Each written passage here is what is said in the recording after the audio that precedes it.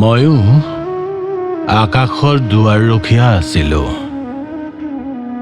মেঘ, তৰা, নক্ষত্ৰ খচিত আকাশলৈ চাই কেতিয়াবা গানো গাইছিলোঁ হ'বলা। তেতিয়া মোৰ বয়স আছিল 20 বা ঠিক তেনেকুৱাই কিবা এটা। তাৰপিছত কেতিয়া যে তৰাবাহী মেঘবোৰ গুৰি গুৰি হৈ হৈ ক্ৰমে নিশেষ হৈ গ'ল।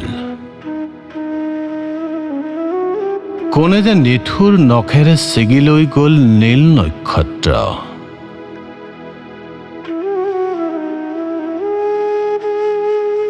আকাশতকৈ সঁচা হ'ল মোৰ আতংক,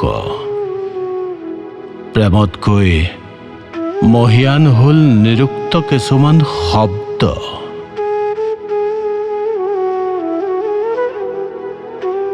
আজি বয়স গৈ গৈ দুকুৰিৰ ওচৰত মই আকৌ থমক খাই ৰলো।